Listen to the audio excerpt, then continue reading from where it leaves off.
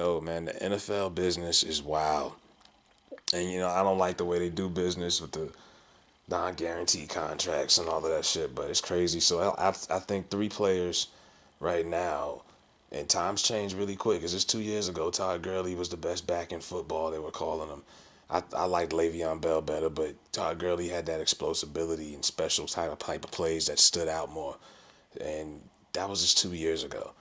Jameis Winston was coming out of Florida State a little before that and was had this big buzz, and then Cam Newton, I mean the MVP year 2015, the whole thing, the run at Auburn was crazy, pandemonium, all the dabbing and shit.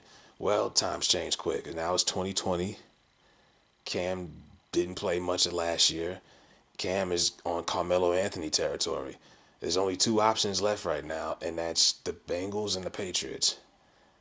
They passed up. I think the Carolina Panthers are rebooting, especially with Kuechly retiring and everything. But they went and signed Teddy Bridgewater and gave him pretty good money for a backup.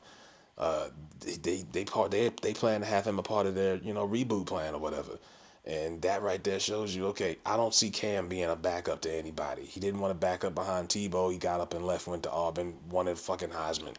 I don't see him backing up to anybody. I can't. It happens. RG3 was a megastar, and then he's been a perennial backup the last few years.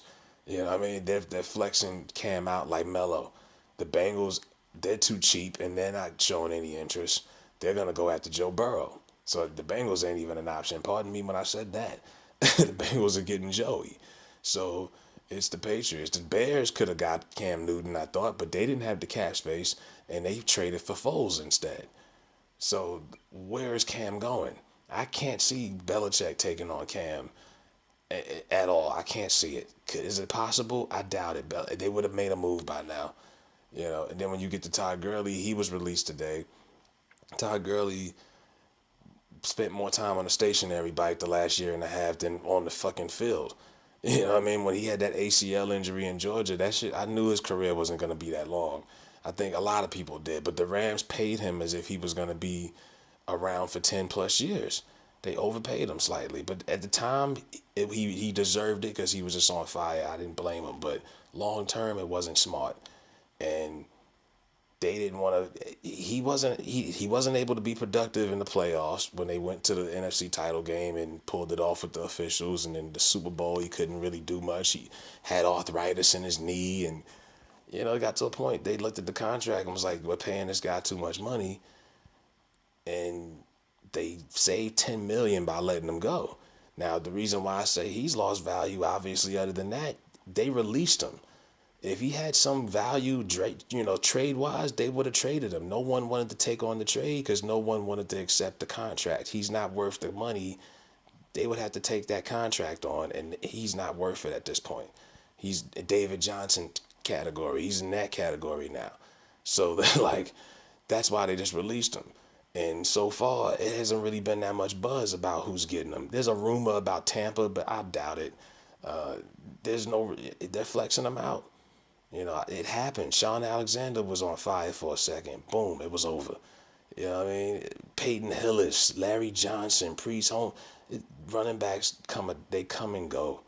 And you might just be seeing another one being phased. And then Jameis Winston. Like I said, all of them. So these guys, it's just crazy. And I hate to see it, and I hate the way NFL does business, but they do it based off value and money and logic and cutthroat, old white man business. NBA is slowly catching up because the NBA was one league where in baseball too, where they signed crazy long contracts for like 10 years. In basketball, you could live off your brand for 2, 3 years and be washed. Steve Francis stole checks for like 2 years. Tracy McGrady was still in checks for like 3 years. Kevin Garnett was still in checks for like his last 5 years. Just built based off the brand, not the value of what they present, but can they sell tickets? Can they sell jerseys? They can live off their brand longer in their league. NFL, I don't care if Todd Gurley is one of the top 10 most popular players right now, but the NFL is telling you we ain't fucking with him. Nah, the Falcons, the rumors about, I doubt it. They're hitting the reset button, looks like also. They released Freeman and they let Hopper go to Cleveland.